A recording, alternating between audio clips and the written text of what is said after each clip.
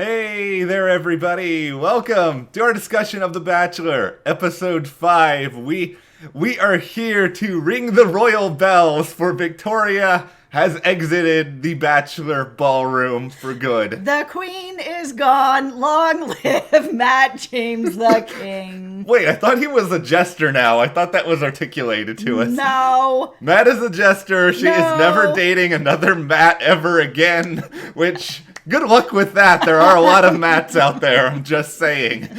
This episode produced a lot of entertainment for me. I also have a lot of really major questions about the logistics of some nonsense, because there's a lot of nonsense here. Yeah, there is. We are going to get into all of it, but before we do, if you guys enjoy this dive into Victoria's not-so-fond farewell, subscribe to the channel every week.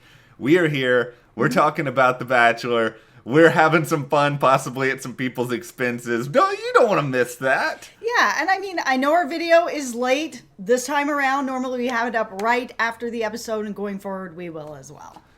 Okay, because there are a lot of ways we could start this, but I think with the way that we introduced this, almost like we were like standing on top of the castle doing the bugle, being like, "Bah, bah, bah, bah," I think we got to start with the with Victoria losing her spot on the throne. Yeah, I mean, I feel like we all knew this was coming. I mean, I thought she was going to be like a third or fourth week boot. This is not that far off from that. I mean, how long was she going to be able to go on acting like this and then trying to pass it off as, oh, everything is just in fun, but I'm going to call you this name and be part of this rumor that could ruin your life, and I'm going to take things off your body and put them on mine. I mean, it was so far gone.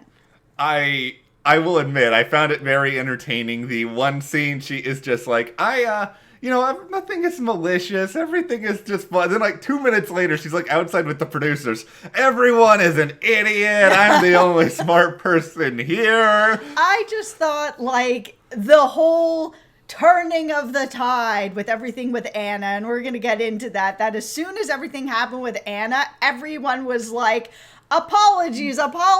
Anna got bounced for this? Okay, I'm sorry for everything. It was crazy how everyone changed. It was like, Victoria did, I guess, a Victoria version of an apology, which is, you don't understand me. That is the actual Victoria apology. Yeah, you don't understand me. Everything is in jest when it never is. Wait a second. If Victoria is saying everything is in jest, does this mean that she is actually the jester this whole time? She really is.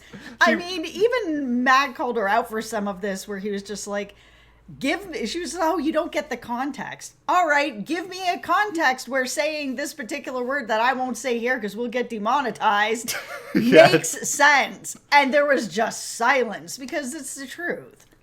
Okay, that's something to get into here, because this was kind of interesting, that the new allegation was that Victoria called someone else a gardening instrument to use the thing that sounds the same, even though, because they're a dancer, they are a gardening instrument. And why didn't they actually... they show so much on this show. Yeah. They didn't ever actually show Victoria on camera say the gardening instrument. I don't know if this was an off-camera thing. Yeah, I was really surprised by that too, that they didn't show that. That means to me that they didn't get it. So she obviously said it when someone wasn't around, a camera person missed it, somebody getting fired. Let me put on the tinfoil hat for the first of many times in this video here. Do you think Victoria lasted this long because Matt had, like, some amount of legitimate interest in her? No. Or because Matt is just so susceptible to the producer's charms that they convinced him to keep her this long? Yeah, 10 out of 10 on that last one. Okay, yeah, I feel like for sure this was always a producer's plan. Nobody was going to buy into this act of, I'm the queen. Like, when you're starting to get... deeper into a relationship and you have to keep having that over and over again, I mean, it loses its luster. I am pleased to say that, pending some, like, weird, out-of-body experience later, this is probably the last time we will talk about Victoria this season. Let's all rejoice in that. Yes, and hopefully she will not be on Paradise.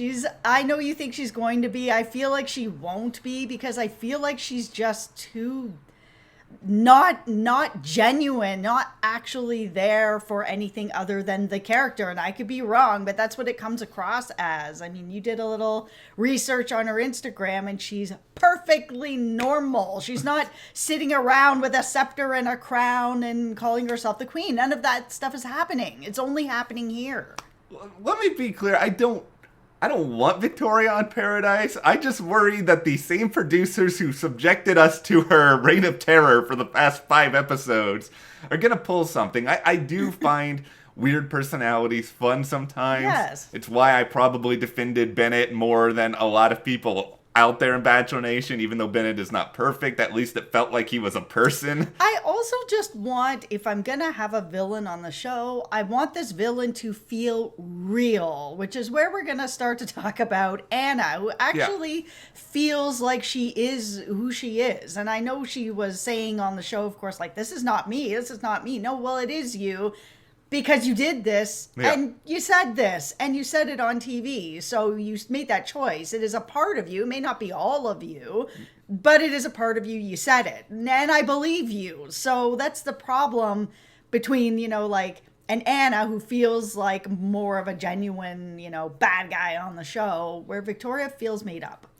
The Anna question here is interesting, because I've tried to go back and forth in my head on, was Anna genuine in her apology to Matt and her sort of recognizing, because not everyone on this show does what she did, and I will at least say that. I'm certainly not defending what she did, because what she did was terrible. Well, it was all very weird too, because she did go to Matt and admit her mistake, but she also said that she gave some sort of genuine apology to Brittany, which I didn't see. Yeah. I saw some sort of half kind of, skirting over why she said it, excuses why she said it.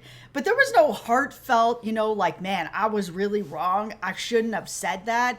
It was information that I didn't know was true. I could have ruined your life. Like, this was the worst thing I've ever done to somebody. She didn't get that apology.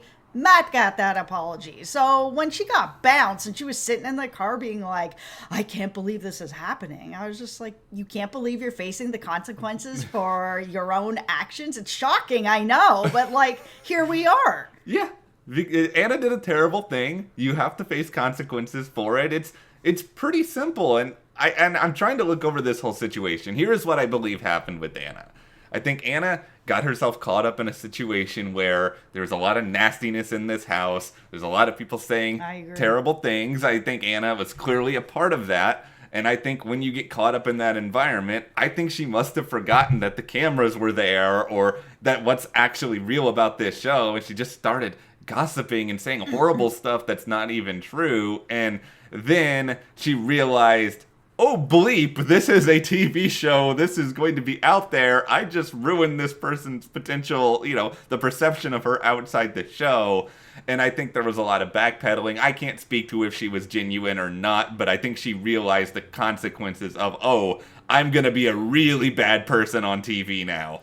Yeah, I mean, I can understand if she's like, yeah, I got caught up in this sort of mob of the house. I mean, it's not great, but it's not something that I'm like, I am shocked that this has happened, because people get caught up in that sort of group mentality, group think, group bullying, all that stuff that happens. It's happened on the show before. It'll happen on the show again. Happens in life. So I'm not surprised, but at the same time, she is the person who brought this rumor to the table. Like, Victoria didn't do that. MJ didn't do that.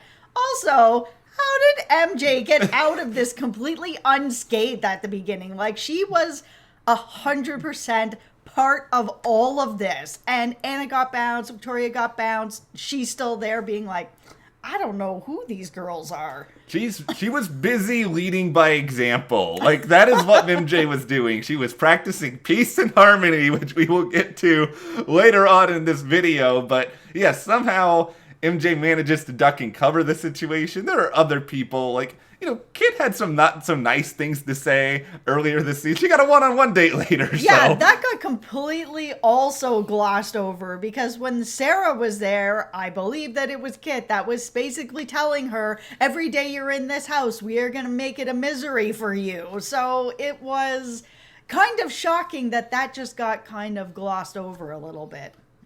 I will admit, though, I am surprised we lost like 2 major villains of this season in like a 10-minute span of each other. Yeah, I am surprised as well. And we got to move forward and we got to focus on some other people. We had our first one-on-one date with Rachael. Yeah. And this is the thing. I know The Bachelor loves to do this date. They do it all the time where it's like, here are thousands of dollars worth of designer stuff, and, this is going to be the romantic date. Have a bunch of stuff. Like, what do you think about this date? Well, I mean, some people would be into this date. There's lots of people that like shopping and doing stuff like that. It's not my kind of date. I'm not really a person who enjoys shopping or buying whatever. It's not my thing, but I can understand why that's sort of like you're being showered with gifts and sort of praise and being like, oh, you look so beautiful. I can understand the appeal of a date like that.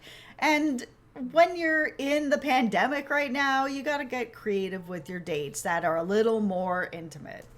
Yeah, I don't have a problem with sort of just the date itself. It's just, I think the thing about this date that I didn't love is just that I feel like I've seen it like 8 times already, and there was like absolutely nothing that was new or exciting about it. She got some clothes, they had some conversations. They don't feel that deep, Matt and Rachael, when they're together, but it's clear he is like so into her that she is obviously like top 4 at least at this point. Oh, he is so into her. It has been pretty apparent from the beginning. He said, I'm falling in love with her. This is like episode 5. The Bachelor doesn't usually say that for weeks. Yeah, no, it's true. And I mean, what I'm actually really missing from the show in general is Matt. I mean, he seems like a really genuine, nice guy, which I really like in a lead. That's something that, I really liked in Tayshia as well. Tayshia has a lot of charisma, just walking in the room, the charisma is just coming off of her and bouncing off the walls. And there's something that's kind of missing here with Matt where I'm just like, I'm not getting to know him well enough. I think they have too many villains on this season, and I'm glad that a couple of them got bounced right now because they've been taking up so much screen time that I feel like Matt is not on the show enough for me. I want to get to know him more. He's one of the few people that we've had in a long time that wasn't already part of this franchise. He was never on the show before, so we don't know him.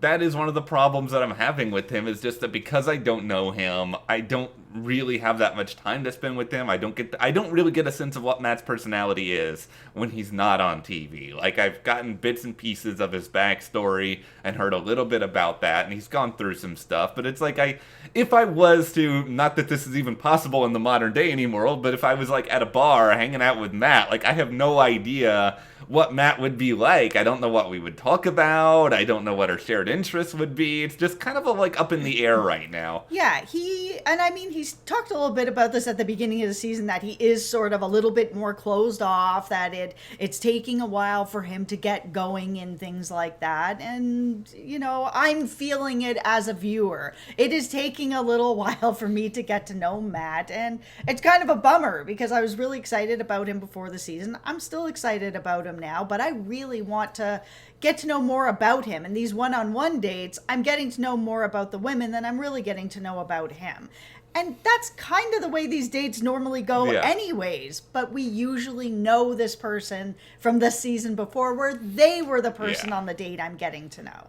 The only thing that I think producers were banking on with this date, and this is probably why they're like throwing their fists up in the air with anger that we saw Victoria leave when she did, because they wanted the visual of Rachael walking back in with like the 300 bags, and they wanted somebody to get really mad over that. Like, let's be honest. Of course they did. I was just like, okay, this is so transparent that why is she coming back in the middle of her date to go sit with all the women and put up her Louboutin shoes and here's my red soles and like, why? Because you wanted the drama and, you didn't get it. So, ha ha ha. I have this vision. It's a diabolical laugh. You know what? Come on, producers. Like, you don't need to manufacture stuff. You can give us more Matt and let us get to know him more. And I'd be really happy with that. I have this tinfoil hat moment number 2 here. What Right. if not all the bags were even full of stuff? I didn't think they were. What if they got I thought that like too. I thought they were like, we're just going to put some paper on top. Here's some bags. Yeah. They don't have any names on these bags. Like, did they go to would've- Party City and buy some bags with some little bit of fluff on top? I would have loved it if a producer had just like taken like a white bag, just like wrote Prada on it in a Sharpie, and then like told her to carry it out there or something. Yeah.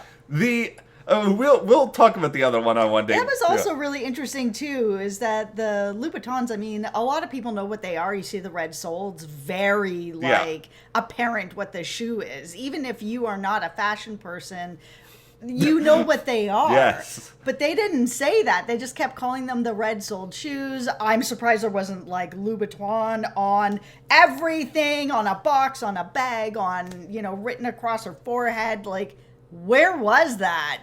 Clearly, ABC don't want to give anybody free advertising on this show. Like, that was my takeaway from it. Yeah, but rich people are gonna buy those shoes anyway. Oh, I know, exactly. I know what Louboutins are. Like, that's how, like, commonplace they are in society. Speaking of, though, people who know about what Louboutins are, wouldn't it have been funny if Kit had gotten this date instead because her mom's Cynthia Rowley and she would have just been like, I do this stuff all the time. Yeah, I mean, it totally would have been like that. I'm surprised it took them 5 episodes to bring up who her mom is. So for anyone who does know who her mom is Cynthia Rowley, who is a massive fashion designer worth like $100 million. Like, Kit is living a very different life than everybody else on this show. I love how they did the whole thing where Kit had this confession talking about, oh, you know, my life is usually full of like designers and all these big occasions. That makes sense. Yeah, and it's like, yeah, I understand this is your perspective. And I was like, there's nothing more relatable on a Monday night than watching this person talk about how their life is just like basically being Scrooge McDuck, like diving into like seas of gold.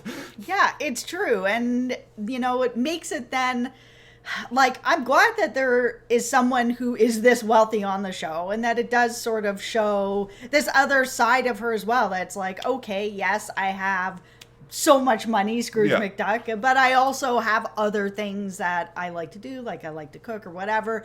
It's interesting because that part of it is so not relatable to so many people, including probably Matt. Yeah.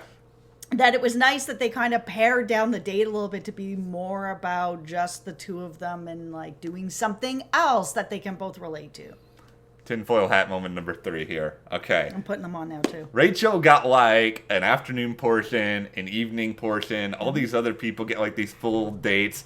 Kit's date was basically, hey, come over to my room for a few hours. Like, it felt like maybe there was something else that was planned and like the weather was bad, or like it always feels like the come over to my place date is the, hey, all of our other plans fell through, so just come over here and hang out for a few hours. Well, again, it's also the pandemic, right? I even got a date like this too last season where everyone else had something that was kind of outside and it was like, come on over and let's cook some stuff. Like, this date was not exciting. I'm not gonna sit here and talk about this for 5 minutes because it was kind of dull. But here's my one big bee in my bonnet with it.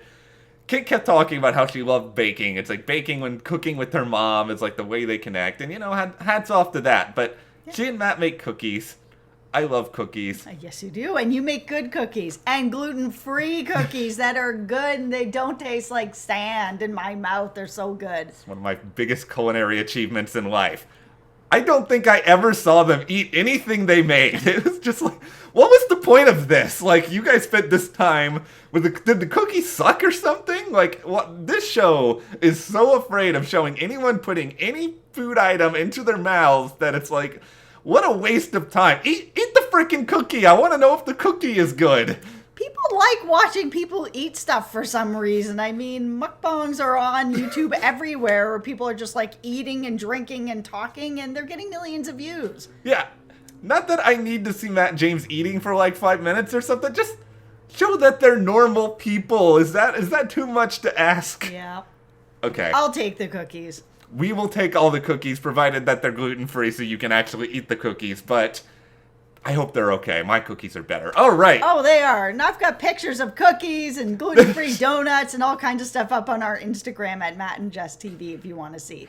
Matt just made gluten-free donuts like a week ago because my birthday's coming up. And that is what I've asked for. Yes. So he did a trial run, and they're really good. Pretty good. Yeah, I was surprised they went as well as they did. Yeah, they were good. You know what didn't go as well, I think as people probably expected, was the farm group date, which, okay, there's so much to unpack here, starting with Matt.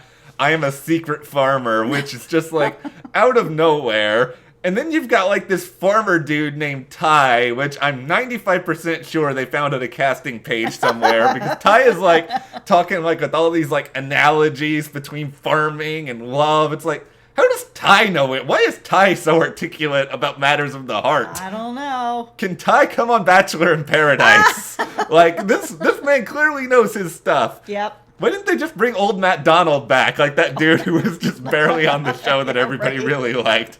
He would have been just as effective. But, so yeah, this date is, let's just make these women run around in the mud and, like, I don't know, milk animals. Yeah, and clean stalls or whatever. And, you know, most of it, yeah, we had the whole arc of Michelle feeling, bad because she's not used to being around other people like this. Which I think is a really cool thing that they actually touched on this show, because her first date with him was just a one-on-one. She had never really had to share. She came in right away, she had the one-on-one, and now all of a sudden it's like, and now here's the reality. All these other women are also dating him, and you have to be part of all this. So you don't really hear them talk a lot about stuff like that and how it can affect you that way. Because usually if you're not the first one-on-one, or your date with him is not first one-on-one, and you've gone on a group date, or you've been there a little while, you haven't had whatever, you can kind of deal with that part of it more.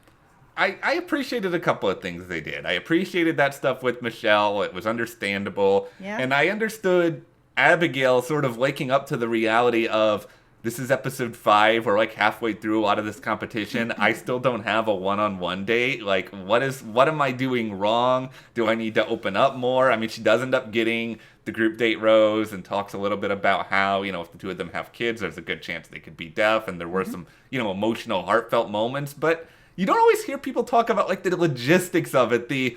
Oh no, I'm so far into this show now and I haven't gotten a one-on-one date. I know this show. I know what that can mean. Yeah, and it's good that she sort of at least talked sort of to us about it, or was talking about it in general, of how, it's true. If you don't end up getting those early one-on-one dates, you typically get cut a little bit before hometowns. And that really sucks, because if you had that chance to have the one-on-one, then maybe something else would grow. And I'm actually really surprised that Abigail hasn't gotten a one-on-one, because it feels like there is something really there with them. Like the chemistry is there. There's a connection that's very real. It's a bummer, because I like Abigail a lot. I like Katie a lot. Neither one of them got a one-on-one date yet. I don't know what you're doing, Matt. Instead, you're like bringing Kid over and like having cookies you're not eating. It's just, I don't know. But I am not surprised that Kid got a one-on-one date. I mean, let's be real. Okay, Mom is yeah, Cynthia Rowley. They're going to have someone who's got, a celebrity kid on the show. Yeah. There's no way that this was going to go by that Kid was not going to drop that and have a one-on-one. But I love Katie, but I don't see that chemistry there with them. But I do see it with Abigail, and so I am kind of surprised she hasn't got a one-on-one yet. I'm going to throw it out there. I think Abigail may be getting one next week. I hope that she's getting one next week, because I don't want to see her get eliminated too soon.